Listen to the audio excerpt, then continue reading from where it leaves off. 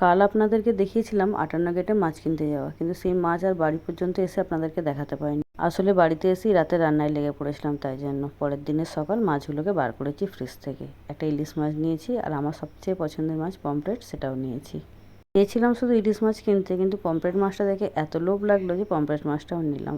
তবে আজকে পমফ্রেটটা রান্না করব না, পমফ্রেটটা কালকে করব। আজকে ইলিশ মাছটা রান্না করে ফেলি। চলুন, ইলিশ মাছটা কেটে দিয়ে নিয়ে এসে চলে এসেছি। সবগুলো মাছই কেটে ফেলেছি, পমফ্রেটগুলো রেখে দিয়েছি। ইলিশ মাছটাকে নুন হলুদ মাখিয়ে নিচ্ছি।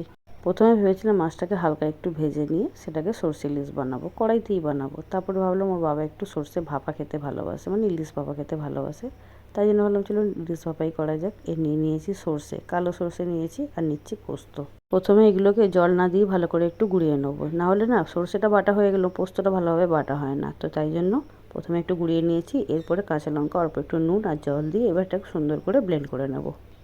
ব্লেন্ড করে নেওয়া হয়ে গেছে। এবার আমি একটা বড় জায়গাতে ঢেলে নিয়েছি জিনিসটাকে, যতটা লাগবে ততটা নিয়ে নিয়েছি। তার মধ্যে দিয়েছি নুন, হলুদ, আর দিলাম সর্ষের তেল। যে কোনো রকমের ভাপা করতে গেলে সর্ষের তেল কিন্তু মাস্ট। এখানে তাই আমি সর্ষের তেল দিয়েছি, সাদা তেল কিন্তু প্লিজ কেউ দেবেন না, সর্ষের তেলই দেবেন। একদম ঝাঁঝওয়ালা সর্ষের তেল দিয়ে ভালো করে জিনিসটাকে মিশিয়ে নিই।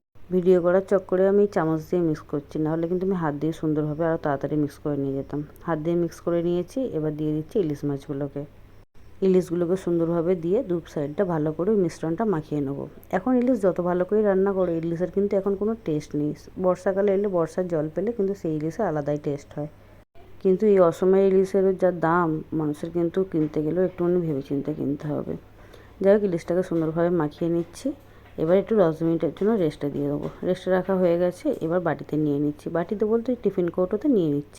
এই ইলিশ মাছ রান্না করতে করতে আমার একটা বন্ধুর কথা মনে পড়লো। সেই ইলিশ মাছ খায় না, কিন্তু ইলিশ মাছের ভাজা তেল দিয়ে ভাত খেতে খুব ভালোবাসে। কীরকম মেয়ে ভাবুন, ইলিশ মাছের এত টেস্ট, সেই ইলিশ মাছ খায় না, কিন্তু ইলিশ মাছের তেল দিয়ে ভাত খেতে ভালোবাসেন।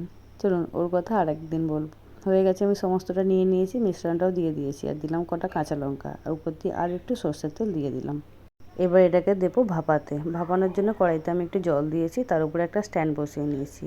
বসিয়ে নিয়ে তার উপরে টিফিন কৌটোটা দিচ্ছি। ডাইরেক্ট বসিয়ে দিলে না টিফিন কৌটোটা বড্ড নড়ে, তাই জন্য স্ট্যান্ডটা দিয়ে বসাবেন, দেখবেন তাহলে টিফিন কৌটোটা নড়বে না। এরপর দিয়ে দিলাম চাপা। 20 মিনিট স্টিম হওয়ার পরে 10 মিনিট আমি ওটাকে এমনিভাবেই রেখে দিয়েছিলাম, তারপরে বার করেছি। কি সুন্দর যে দেখতে হয়েছে, আর খেতেও কিন্তু বেশ ভালোই হয়েছিল। টেস্ট কম থাকলেও রান্নাটা সুন্দর হয়েছিল, তাই খেয়ে নিয়েছিল সবাই মিলে।